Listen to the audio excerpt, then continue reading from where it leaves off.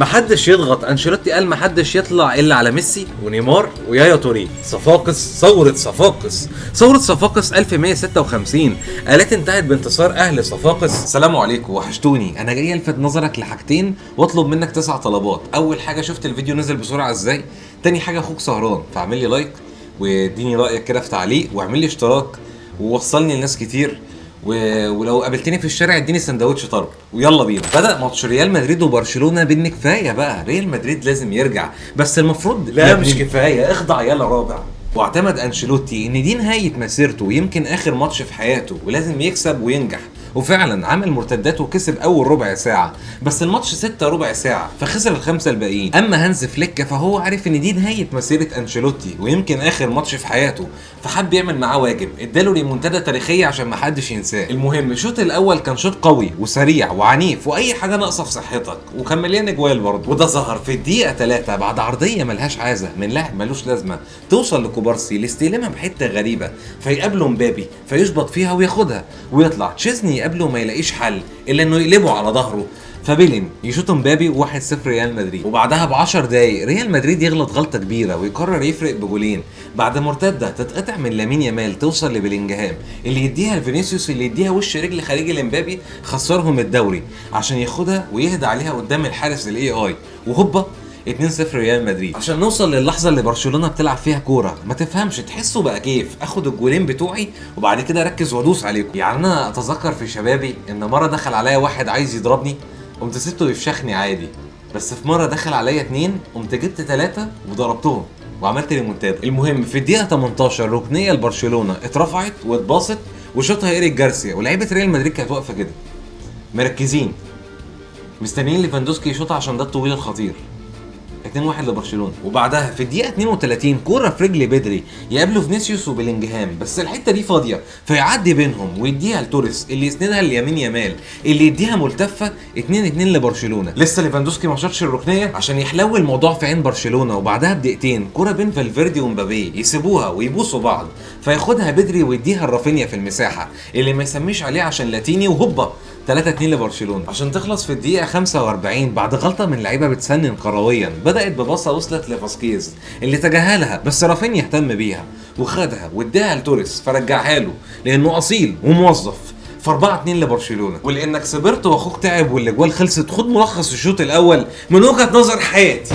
الكرة جت علينا قوي يا صاحبي وخرجنا بره الابطال. ما تقولش صاحبي، انا الاول على الليجا، انت مين؟ الكلاسيكو الاخير بين برشلونه وريال مدريد. اخر كلاسيكو ليه؟ هتلغونا من اسبانيا عشان خدنا دوري وكاس؟ محدش يزعق لي، ومش هلعب عيد الليله لو حد ذاكر لي وعمل لي فته. سامع صوت هجمه وهتصرف يا نور الايمان، هوبا اشعر اني لمست حد. اوفسايد لا اوفسايد، مش اوفسايد لا.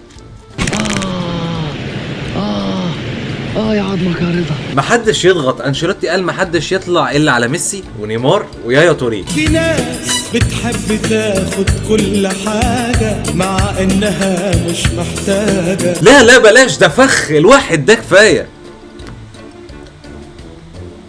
الف شكر، ده من اهم الاهداف في حياتي والله. تحب تاخد منهم 3 ولا منهم 4؟ ها اتصدت؟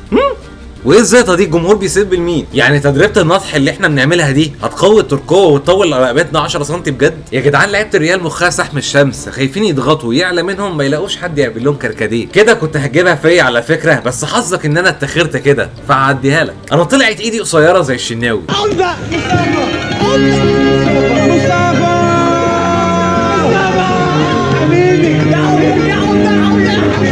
انا هطلع بيك على الاسم يا بيه. انا رافينيا هاجمني وقال لي فلقس وابلع التالت وعايز حقي. طب ما تفلقس للرابع. لا مش هستلمها، الكره ما اختارتنيش يا مجدي، دي اتباصت غصب. انت كل يوم متعود تتضرب في الشارع كده؟ كل يوم ما عدا الجمعه بقى انت عارف انه اجازه، ما بنزلش من البيت خالص، بيطلعوا هم يضربوني هنا. ايه ده؟ وايه اللي في صدرك ده؟ دي الصاصه. الاسبوع اللي فات ماشي نفس العيال راحوا ضاربين عليا نار، الشاذة هي اللي عورتني. الحمد لله على السلامه. لو انت اتفرجت على الفيديو اللي فات هتعرف ان حلقه ابو المهازل ما كانش ليه علاقه بالماتش ولا اوروبا، وكانت جايه من فيديو الاهلي وحرس الحدود اللي انا ما كملتوش، ووعدتك ان الجديد هيبقى للجديد.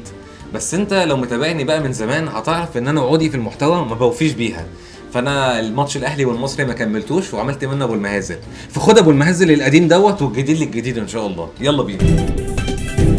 اهلا وسهلا بكم اعزائي المشاهدين في حلقه جديده من برنامجكم اسرار وخبايا المستديره، وقلت لكم باكتشافات جديده هتغير من مسار الكوره عند مصر وتونس وزعماء الثوره والسلام. علي معلول زعيم ثوره في تونس وراعي للديمقراطيه ومثالي بلا هدف، هو اسطوره لوحده كده. فلو بصينا على ميلاد علي معلول سنجد ولد في يناير عام 1990. 1990 كاس تونس 1990 الذي يعتبر الموسم ال35 منذ الاستقلال عن فرنسا. 35 وفرنسا 35 هو عمر علي معلول الآن. فرنسا التي تعد دولة شمال علي معلول يلعب باك شمال. الناس بقت بتوقفني وبتقول ان الدكتور محمود صلاح ليه؟ يمكن عشان بقول ان مفيش مرض اسمه سرطان واوروبا بتاخد فيها. خد اثبات تاني، ولد علي معلول في صفاقس في تونس. ثورة صفاقس 1156 التي انتهت بانتصار اهل صفاقس. 1156 سيبك من ال1000 وامسك في ال156. 156 هو عدد مباريات علي معلول مع الاهلي قبل مباراة امس. اليوم والامس وبكره شايلين في القلب ذكرى هي مغنية تونسية انا بحبها. تونسية علي معلول من تونس. ساعات ما بفتح بقي بحس اني عالم ذرات. بتاخد الاثبات السريع الاخير المثالي ده. قبل انتقال علي معلول للاهلي كان هداف الدوري التونسي ب 14 هدف. 14 هو طول علي معلول بالقدم والبوصة. ثم انتقل الى الاهلي بمبلغ 750 الف دولار. سيبك من الاصفار يبقى لك 75 متر. 75 هو طول علي معلول بالمتر والسنتي. اذا علي معلول زعيم ثوره في تونس وراعي للديمقراطيه ومثالي بلا هدف، لان هو اسطوره لوحده كده. بشكر الكابتن الكبير اللامع مهند على الاستضافه الجميله دي، وبوعدكم بالظهور في حلقات جديده من برنامجكم اسرار وخبايا المستديره. الحمد لله على السلامة. أنا جاي أحكي لك سريعا عن اللي حصل في الشوط الثاني.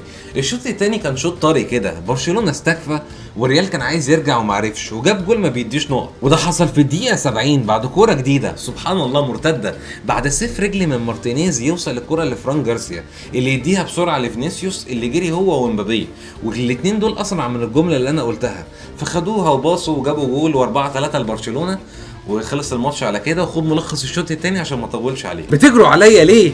وربنا ما سرقت حاجه، انا هنام على جنبي. وفي الجاموس الوحشي القرون بتبقى ضخمه قوي وبيعتمد عليها في عمليه التدافع والاشتباك، ويعتمد على تقل جسمه. بتمنى انساك زي ما انت نسيتني في يوم، بتمنى انساك. الحمد لله على السلامه. انا جاي اقول لك شكرا وتسلم على وجودك عشان كملت معايا الفيديو لحد الاخر، وان شاء الله رب يكون الفيديو عجبك على قد توقعاتي، وعايز منك لايك بقول لك وشير وتعليق واشتراك وقول لي رايك.